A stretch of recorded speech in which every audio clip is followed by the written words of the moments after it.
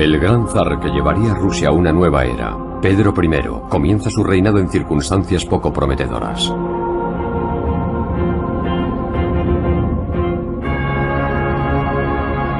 Coronado como corregente, es obligado a compartir la corona. La doble coronación ha sido promovida por su ambiciosa hermana de padre, Sofía Romanova, quien tras dar un golpe de estado, coloca un títere al lado de Pedro. Su hermano Iván, parcialmente ciego y disminuido psíquico. Los zares hermanos comparten incluso un trono doble. Sofía hizo construir un trono doble con una pequeña puerta detrás del respaldo. Así ella podía susurrar lo que debían decir o contestar.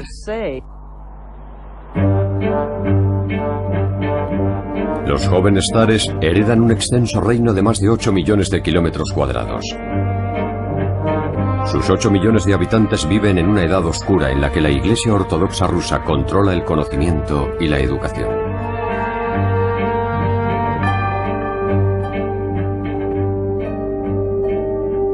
Fuera de sus fronteras, en toda Europa, se abre una nueva era volcada en la ciencia y la exploración. Naciones navegantes como Inglaterra y Holanda colonizan nuevas tierras, cambiando el rostro del mundo. Pero en el interior de las herméticas fronteras rusas, poco ha cambiado en siglos.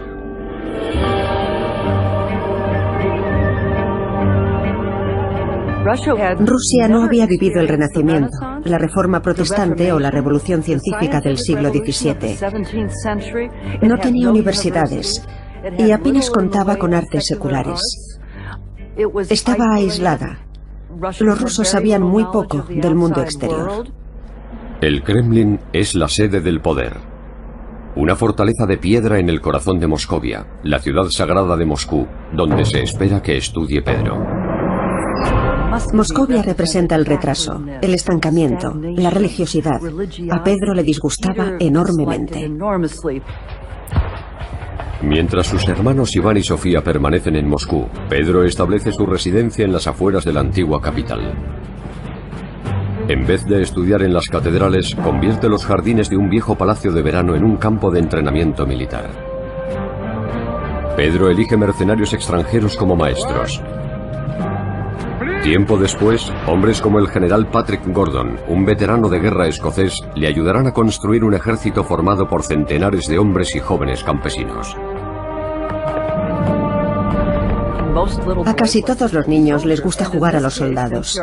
Y dado que él es un zar de verdad, juega a los soldados con uniformes de verdad, con caballos de verdad y con armas de verdad. Sus amigos extranjeros le enseñan algo más que el arte de la guerra. Los extranjeros le explican lo que siempre se dijo de Moscovia, que es un lugar horriblemente atrasado y primitivo, que los moscovitas son increíblemente ignorantes, y que en comparación con la mayoría de las capitales extranjeras, Moscú tiene muy poco de lo que presumir. Durante 7 años, Pedro aprende acerca del mundo que existe lejos de la vieja Moscovia. Mientras, su hermana Sofía afianza su poder en el Kremlin. Incluso se atreve a encargar un retrato suyo sosteniendo el cetro y el orbe imperial.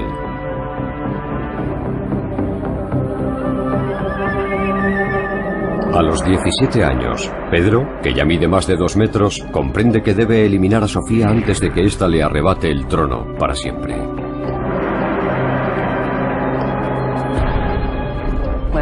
Cuando Sofía se convierte en regente 7 años atrás, aspira al poder absoluto. Quiere ser zarina por derecho propio. Pedro advierte el peligro. Entonces él tiene 17 años. Y se da cuenta de que está luchando contra Sofía, no solo por la corona, sino también por su vida. En agosto de 1689, Sofía decide actuar. Reúne al Streltsy, un grupo corrupto del ejército con gran poder político y militar, y marcha por las calles de Moscú para demostrar su poder. Ante esta provocación, Pedro se ve obligado a actuar. Reúne a su ejército privado, ahora formado por los mejores soldados de Rusia, y sorprende a Sofía con esta inesperada demostración de fuerza. Se limita a hacer desfilar a su regimiento supuestamente con uniforme de gala y declara que a partir de ese momento gobernará solo y que Sofía tiene que rendirse. Pedro ordena el arresto de su hermana y la encierra en un convento.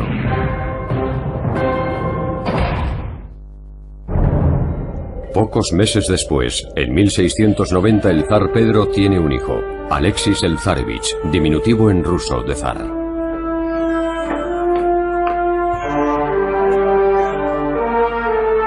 A sus 17 años, Pedro, junto a su esposa Yevdovika, rebosa de alegría con la llegada del pequeño zar. Su nacimiento asegura la supervivencia de la dinastía. Pedro estaba feliz por haber tenido un varón. Para eso había cumplido con sus obligaciones con Yevdovika. Pero las cosas comienzan a complicarse muy pronto. Era un matrimonio concertado. Él no lo había organizado y piensa, como de todo lo que no organiza él mismo, que de alguna forma es una farsa. Fue un matrimonio desgraciado, porque Pedro despreciaba la forma de vida moscovita, odiaba el Kremlin, y su esposa era un producto de todo eso. El joven zar ya había encontrado el amor de su vida, y no era una mujer, sino su pasión por los barcos y la navegación. Los barcos de vela eran los cohetes espaciales de aquella época, la cima de la alta tecnología. Pedro, como muchos adolescentes, sueña con construir barcos y navegar, y está dispuesto a hacer realidad su sueño, construir naves que recorran los océanos. Eso es lo que él quiere. Las potencias occidentales han amasado fortunas con sus flotas y ahora dominan el mundo. Y eso es lo que el zar Pedro quiere hacer por Rusia.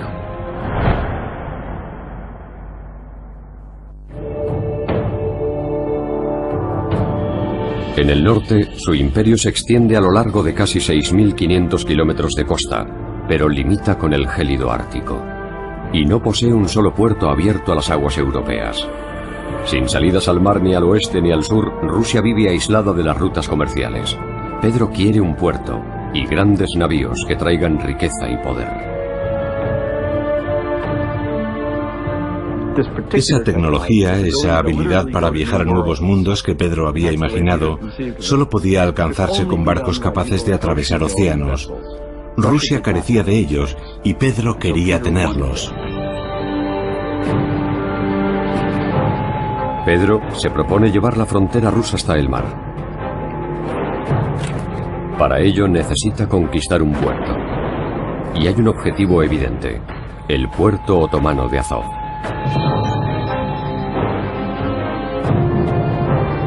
Un puerto allí abriría un pasillo hasta el Mediterráneo y las riquezas de Europa.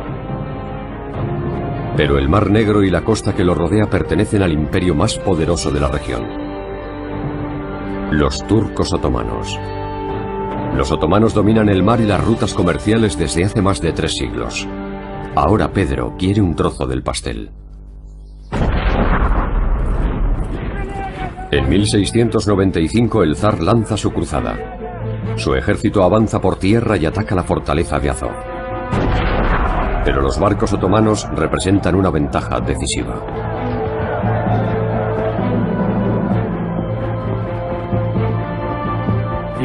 Pedro pone bajo sitio a la fortaleza de Azov, pero fracasa porque los turcos pueden abastecerla con sus barcos. Los turcos rechazan al ejército ruso. Él nunca habría dicho: lo habéis hecho muy bien, muchachos, pasemos a otra cosa. Pedro siempre diría: vamos a redoblar nuestros esfuerzos, a hacer las cosas de forma completamente diferente. Atacar por tierra fue un terrible error. Pero Pedro ha tomado una decisión y si no puede conquistar Azov por tierra, lo hará desde el mar. Para ello se fija un objetivo casi imposible: construir una flota, antes del verano, capaz de rodear la fortaleza desde el mar.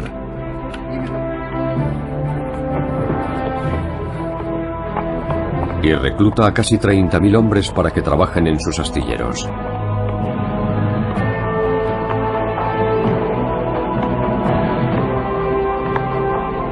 Estaban poniendo a prueba sus capacidades, viendo si eran capaces de construir una armada. No necesitaba alcanzar la cima de la tecnología naval, solo construir algo que flotara y que llevara cañones a bordo, para asegurarse de que los turcos no pudieran abastecer la ciudad por mar. En plena fiebre constructora muere Iván, el corregente de Pedro. Todas las miradas se vuelven hacia Pedro, el futuro zar de Rusia. En tan solo 5 meses, en la primavera de 1696, Pedro tiene lista su flota de guerra.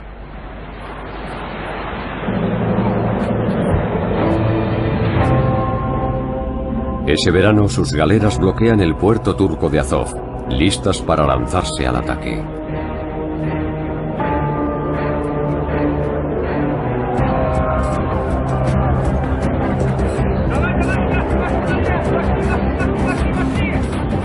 Pedro da un ultimátum a los turcos. Deben elegir entre la rendición y la muerte. Los turcos se niegan a rendirse.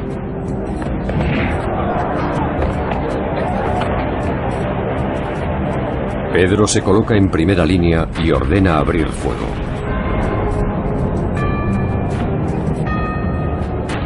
Sus fuerzas bombardean el puerto durante mes y medio. Su flota impide que las naves otomanas abastezcan a sus tropas. Finalmente, los turcos entregan Azov. En su primera batalla naval, Pedro derrota a la superpotencia regional y consigue su puerto marítimo. Es una gran victoria. Ya no se trata de un juego militar en las afueras de Moscú. Ha conseguido crear una flota y poner en jaque a una potencia mundial en una batalla que finalmente ganó él. La victoria de Azov es una victoria incompleta. Sí, ha conquistado el puerto y ha ganado una salida al Mar Negro, pero no puede acceder al Mediterráneo, porque el poderoso Imperio Otomano no va a permitírselo.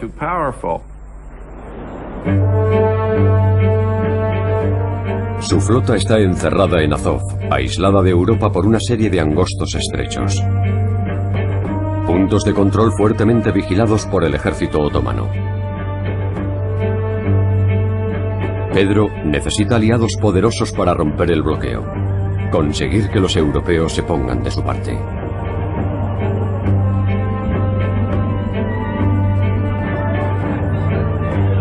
En marzo de 1697, Pedro anuncia una gira por Europa. Visitará las capitales europeas para conseguir apoyos para su campaña. También quiere ver lo que hacen Occidente y los occidentales. Pedro tiene 2 objetivos. El primero es crear una gran coalición contra los turcos otomanos, pero también quiere familiarizarse con la tecnología extranjera. Ver cómo viven los países europeos modernos. Desafiando a la vieja guardia que desconfía del mundo exterior, Pedro parte para conocer Occidente. El gran viaje es bautizado como la Gran Embajada. La decisión de Pedro de embarcarse en la Gran Embajada por Europa es un momento crucial en la historia del Estado ruso. Formaba parte de la tradición moscovita que el zar nunca saliera de Rusia. Con la Gran Embajada, Pedro pone fin al aislacionismo y también a la xenofobia, que habían formado parte y definido la forma de vida moscovita. Explorando la Europa del Renacimiento, Pedro lo estudia todo, desde la construcción naval a la cirugía. Pero el zar no tiene tiempo para ceremonias reales. Incluso intenta escapar de la pompa y la ceremonia viajando de incógnito, vestido como un humilde carpintero. Tenemos a un zar de más de 2 metros, un gigante, que insiste en viajar con un grupo de enanos para acentuar su altura. La idea de viajar de incógnito es realmente ridícula. Y por supuesto, todos los reyes de Europa saben que el zar de Rusia está de visita. Todo está organizado de antemano por varios monarcas, pero él dice, al diablo. Yo quiero estar con la gente trabajadora, gente que sepa que es nuevo y que no lo es. No me interesan esas ridículas ceremonias. Pedro bebía cantidades formidables de alcohol y se hacía rodear de gente que bebía cantidades formidables de alcohol. Los reyes de Europa estaban realmente horrorizados por el hecho de que los rusos no usaran cuchillo y tenedor, y de que bebieran hasta la locura, y se comportaran como bárbaros cuando estaban en Europa. En julio de 1698, en Viena, el emperador de Austria da la bienvenida a Pedro y su alborotadora compañía. Pero 1600 kilómetros al nordeste, en Moscú, estalla una revuelta. La nobleza está harta de las escapadas del zar. Los Streltsy, la vieja guardia contraria a las reformas, le advierten de que un verdadero zar debe conocer su país y no moverse de Moscú.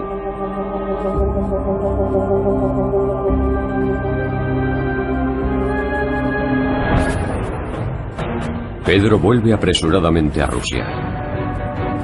Pero con más de 1500 kilómetros por recorrer, solo puede confiar en que sus aliados en Moscú actúen a tiempo.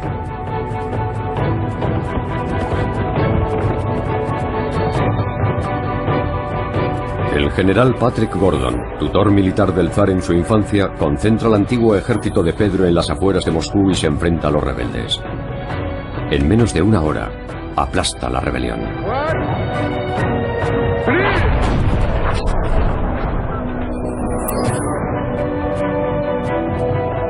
Pero para Pedro, esta revuelta es algo más que una simple traición. Su objetivo será purgar todo lo que represente a la vieja Rusia.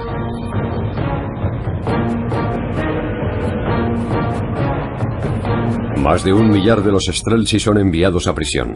Su destino será un ejemplo y una advertencia para todos. Esto es lo que les pasa a aquellos que se atreven a desafiar al zar. Ejecutó a unos 1200, a algunos con sus propias manos. Es insólito que un monarca mate a alguien.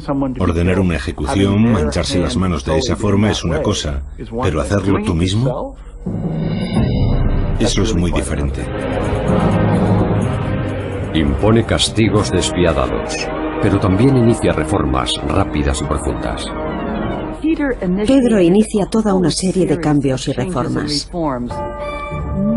Nada ni nadie escapa a las reformas. Afeita las barbas a los hombres de la aristocracia, de la nobleza, para que se parezcan más a los bien rasurados europeos a los que acaba de conocer. La barba tradicional, los tocados religiosos, Pedro prohíbe todos los símbolos de la antigua Rusia, incluidas las vestimentas largas que han distinguido siempre a los nobles rusos. Arranca los caftanes de los cuerpos de la aristocracia e insiste en que se vistan a la moda europea. Es una revolución, una ruptura radical con el pasado. Al zar le queda un último lazo por cortar. Pedro nunca ha amado a su esposa Yevdovica.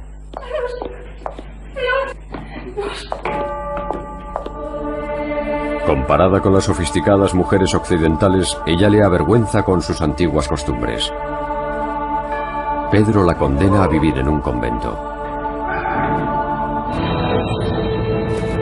Liberado de su desgraciado matrimonio, dirige su atención a un problema acuciante: la necesidad de un puerto para acceder a Europa occidental y al resto del mundo. El puerto de Azov permanece aislado por los estrechos en poder de los turcos. Las naves otomanas forman un muro impenetrable. Pero a 1600 kilómetros al norte, solo una fina barrera se interpone entre Rusia y el mar Báltico. Una estrecha franja de tierra en poder de un viejo enemigo.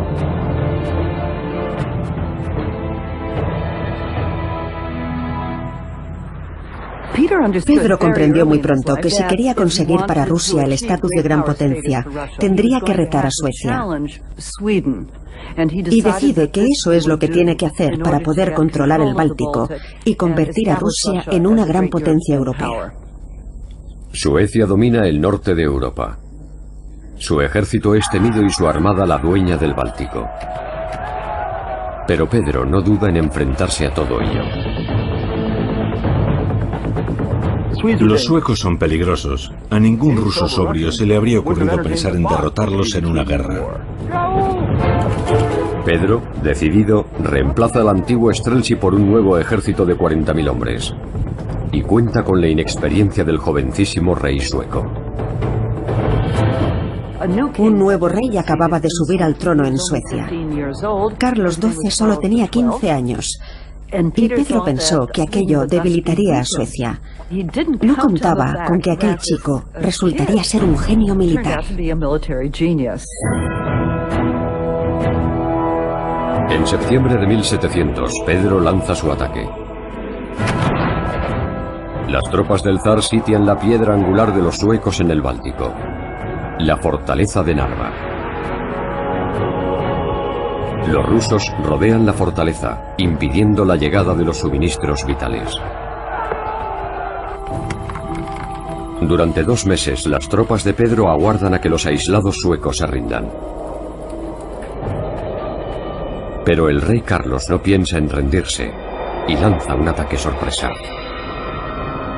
Para Carlos, la diplomacia fue siempre la segunda opción. La primera era la guerra, y estaba decidido a derrotar a Pedro.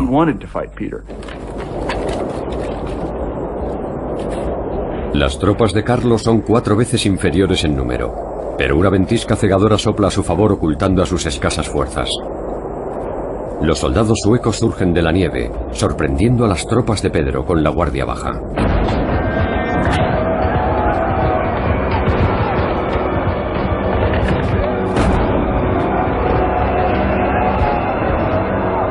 El pánico se apodera del ejército ruso y sus soldados huyen en desbandada. Fue una derrota terrible.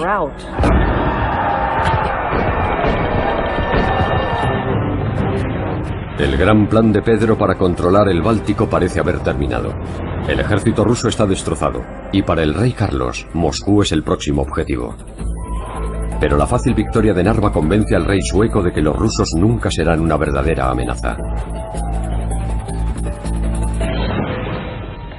Así que decide enfrentarse a Polonia, el aliado más poderoso del zar. Puede que Carlos XII fuera un genio militar. Sin embargo, cometió un grave error. Carlos decidió que Rusia era demasiado débil para molestarse con ella, y en su lugar cayó en la telaraña de Polonia, ignorando a Rusia durante los siguientes 10 años. El error del rey sueco al desaprovechar su ventaja proporciona una segunda oportunidad al zar. El gran constructor del imperio ruso regresará para luchar de nuevo. Tras la aplastante derrota a manos de los suecos al intentar conquistar el puerto de Narva, Pedro se vuelca en la reconstrucción de su maltrecho ejército. Para ello cuenta con un rico recurso natural, la vasta población rusa. Pedro dedica todo su tiempo a reconstruir su ejército y año tras año realiza incursiones limitadas en territorio sueco para que sus hombres ganen experiencia. En el ejército de Pedro los reclutas deben servir un mínimo de 25 años. Vidas y haciendas son sacrificadas por toda Rusia para pagar el nuevo ejército del zar. Pedro insistía en que todos los recursos de Rusia se dedicaran a la creación de un ejército moderno. Todo valía, desde fundir las campanas de las iglesias para hacer armas, hasta poner impuestos sobre las botas y los féretros para financiar al ejército. Tras su fracaso en Narva, Pedro cambia de táctica. Derrota a los suecos en pequeñas batallas por toda la región báltica, mermando sus fuerzas y agotando sus recursos.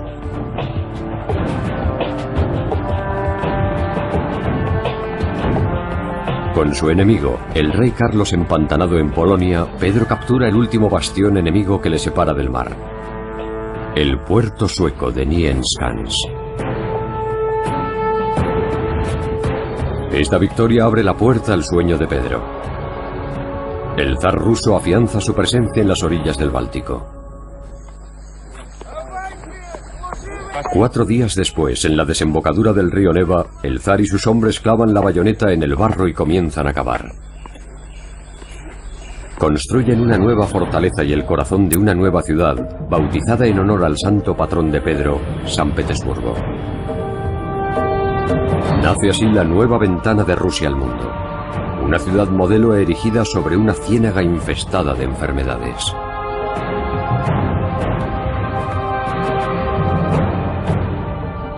Fue la ventana de Pedro hacia Europa, el centro de su imperio.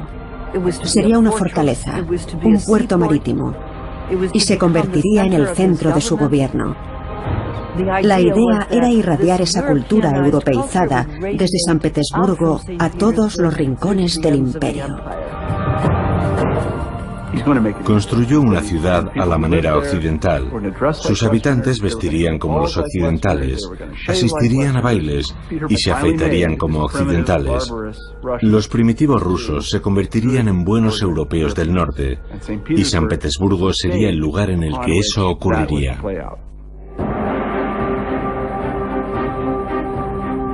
El zar dedica todos los recursos a construir su nueva obra maestra. Pero la ciudad modelo de Pedro desangra al país tanto en materiales como en mano de obra. Esta agitación sacude violentamente a un soldado, a Alexis, el hijo de 18 años del zar.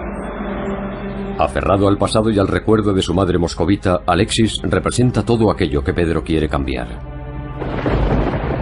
Alexis se siente más en casa en Moscú.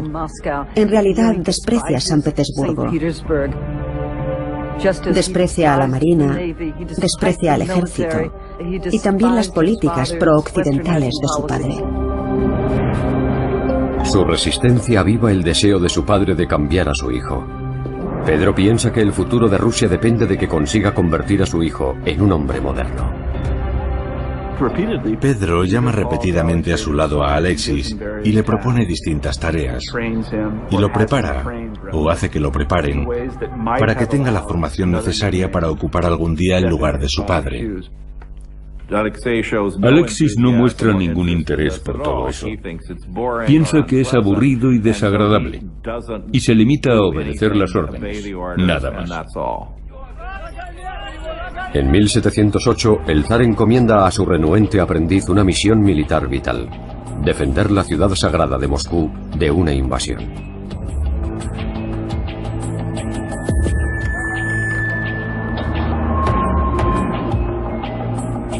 El control de Moscú es la llave de Rusia. Alexis lo sabe, su padre lo sabe, y también el genio militar de la época. Carlos XII, el rey guerrero de Suecia. Carlos era por encima de todo un militar. Dedicó toda su vida al ejército, incluso vivía en una tienda. Estaba tan obsesionado con los asuntos militares que no permitió que ninguna otra cosa ocupara su vida. En 8 años no ha perdido una sola batalla. En 1708 se presenta en la frontera rusa con 70.000 soldados de élite.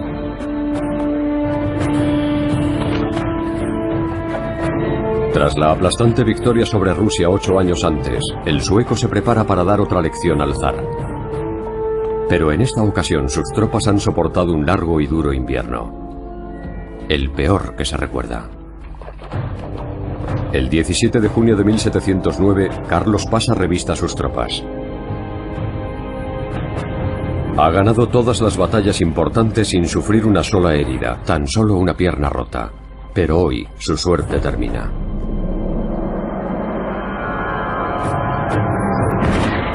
Un francotirador ruso hace pedazos su pie izquierdo desde el talón a la punta del pie.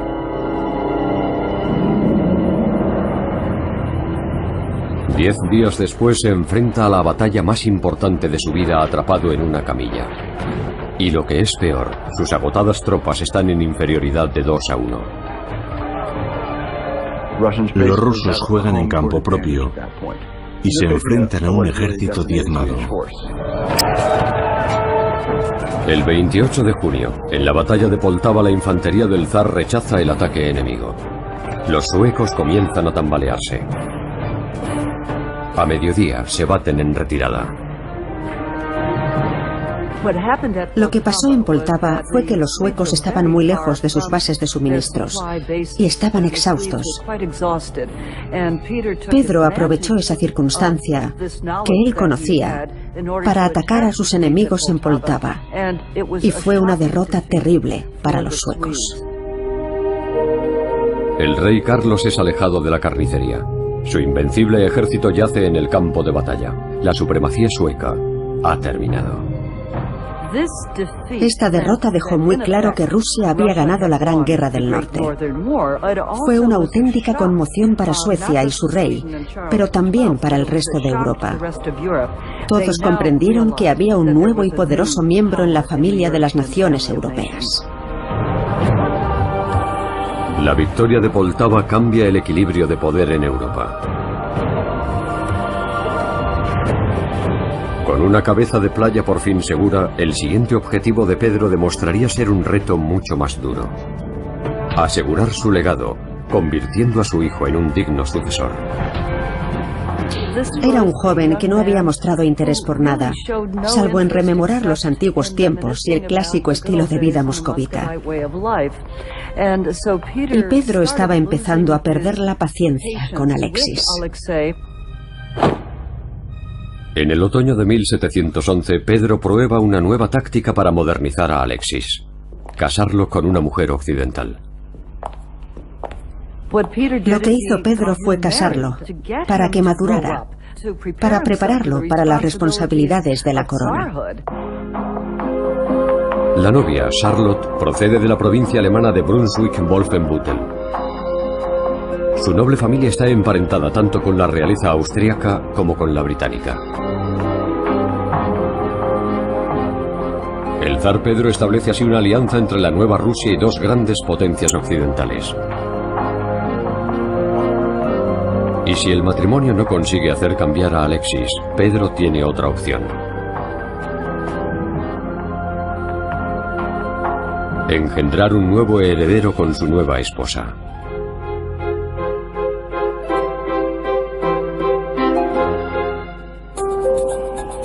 En enero de 1712, pocos meses después de la boda de Alexis, Pedro prepara su segundo matrimonio.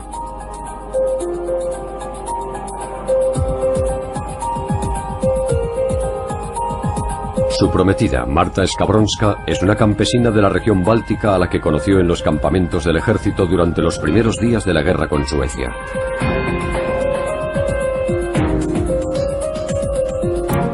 La serena Marta es la pareja perfecta para el inquieto y temperamental zar. Muy pronto adopta el nombre ortodoxo de Catalina. El segundo matrimonio de Pedro exacerba el enfrentamiento con su hijo. A sus 23 años, Alexis no ha hecho gran cosa en su vida. Con esos años, Pedro ya se había enfrentado a los turcos en el Mar Negro y destacaba en el combate y la navegación. Su hijo teme ambas cosas. Pedro adora la occidentalizada San Petersburgo. Alexis solo se siente en casa entre los muros del viejo Moscú. Pedro medía más de 2 metros. Era un gigante. Era enérgico, obstinado, y tenía una visión. Supo ver los vientos de cambio que se avecinaban. Y Alexis era triste, mediocre, era pasivo. Pedro estaba muy preocupado por la actitud de su hijo. En una carta le decía: dejas que te alimenten, como un pajarillo con el pico abierto. Hasta que en octubre de 1715, Alexis por fin tiene algo que ofrecer a su padre. Su esposa Charlotte da a luz a un varón sano, Piotr Alexeyevich, Pedro II. Pero la madre del nuevo heredero de los Romanov no se recupera del parto.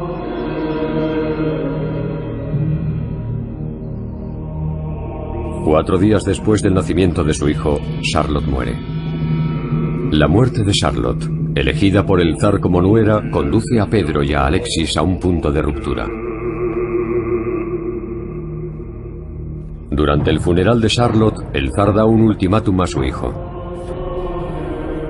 Si no demuestras ser digno, declara, te privaré de la sucesión y te cercenaré como a un miembro gangrenado.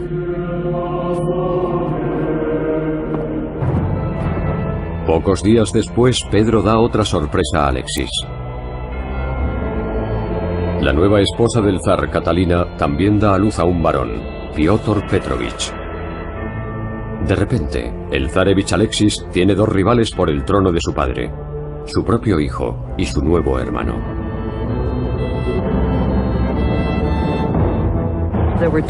Había dos posibles herederos para reemplazar a Alexis.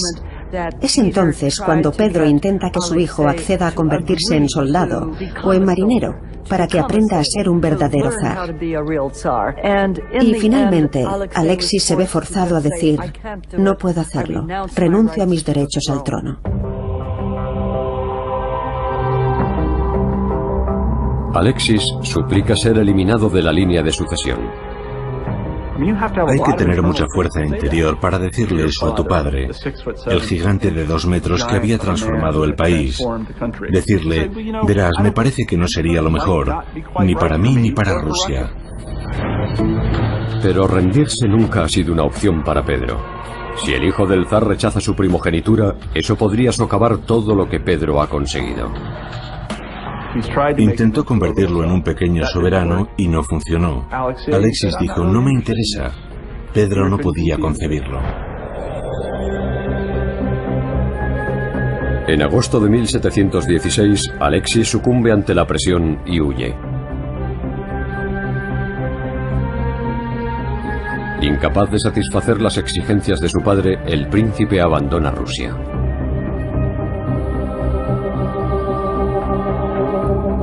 Acompañado por su querida, Afrosinia, se ve obligado a pedir dinero para pagar su huida hacia la libertad. Uno de sus pocos amigos le advierte: si tu padre intenta persuadirte de que vuelvas, no lo hagas. Te decapitará públicamente. Pensó que era su única y última oportunidad. Era evidente que en Rusia nunca podría tener una vida normal con Afrosinia. Pedro no le dejaría en paz. La única opción para un heredero al trono como él era buscar la protección de otra familia real. La noticia de la huida de Alexis a Austria corrió por toda Europa. Pedro no podía controlar a su propio hijo. Era una mala señal.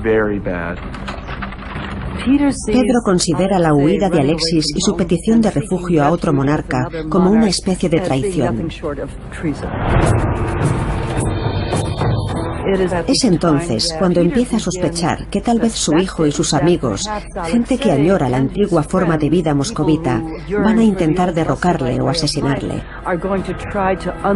De esta forma, Alexis, a quien algunos llaman nuestra única esperanza, subiría al trono para ocupar su lugar.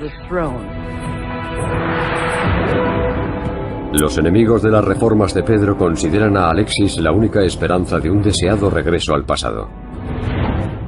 Pero los críticos del zar ocultan su descontento.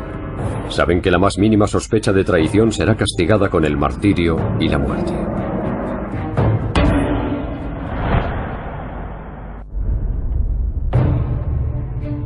Un año después de su huida, Alexis y su querida viajan de Austria a Italia.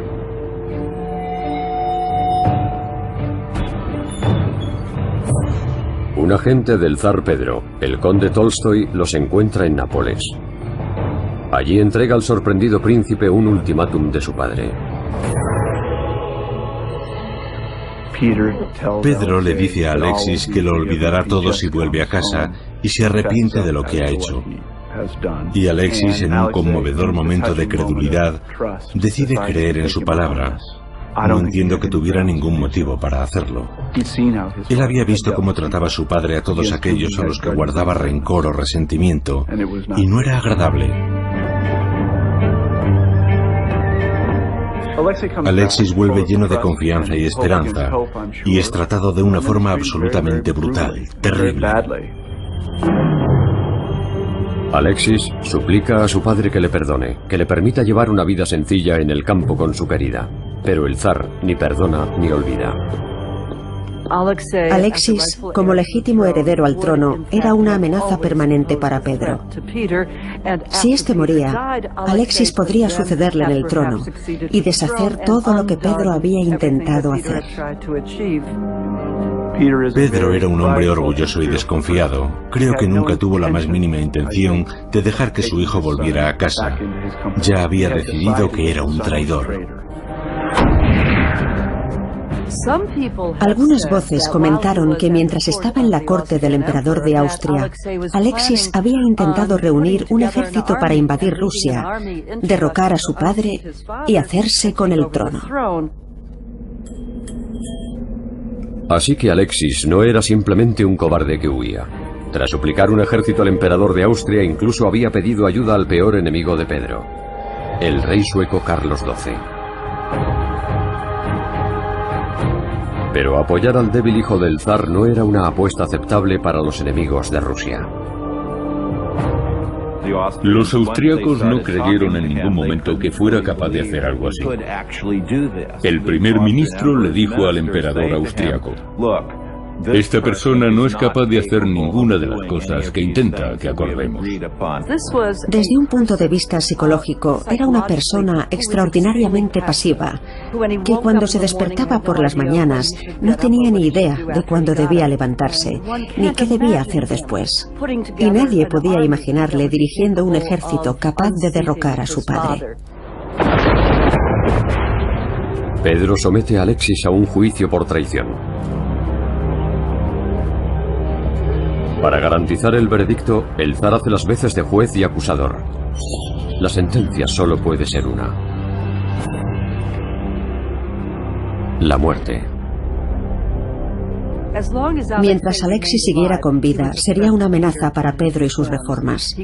Podría convertirse en el centro de una conspiración para intentar derrocarle, o convertirse en zar tras la muerte de Pedro.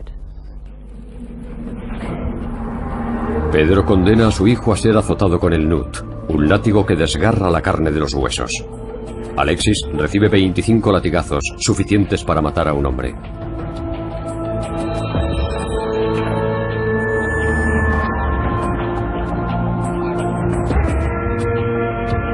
Cinco días después se enfrenta a otra sesión de tortura.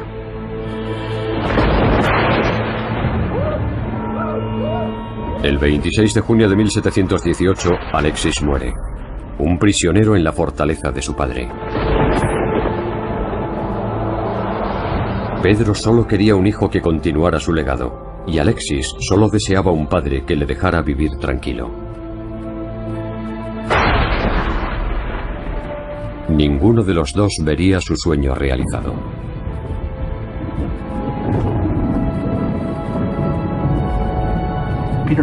Pedro no puede dejar de considerar a Alexis como un fracasado, alguien que nunca cambiará, alguien que tiene que ser eliminado, que tiene que ser aplastado. Aquello fue una tragedia, una gran tragedia, porque Pedro se vio obligado a elegir entre su hijo y la modernización de Rusia. Fue una especie de metáfora para toda Rusia. Ninguno de vosotros quería ser arrastrado al siglo XVIII, ni que lo convirtiera en un buen europeo del norte. Y especialmente mi propio hijo no quería. 10 meses después de la muerte de Alexis, el legado de Pedro sufre otro duro golpe. Su único hijo vivo, Piotr Petrovich, muere a los 3 años de edad. La dinastía Romanov ya no tiene un heredero varón. Enero de 1725. A los 53 años, Pedro yace en su propio lecho de muerte. El zar reformista de Rusia ha alcanzado el destino que él tanto temía. Muere sin nombrar un sucesor para su imperio.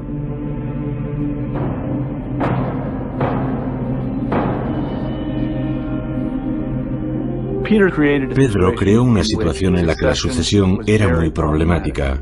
No existía un candidato claro que pudiera continuar con el proyecto que él había iniciado. El proyecto de Pedro, su nueva Rusia, era una fuerza imparable. En el plazo de una vida había transformado a la nación más grande de la tierra.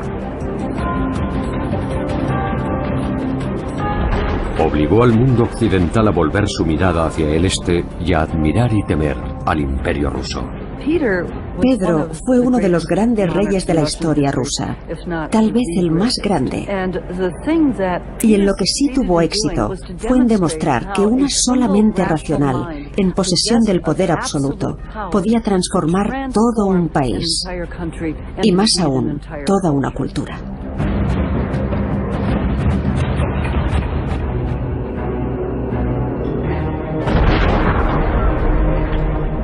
Pedro el Grande sacó a Rusia de su pasado medieval y la catapultó a un vibrante y poderoso futuro. Fue el padre de una nueva Rusia.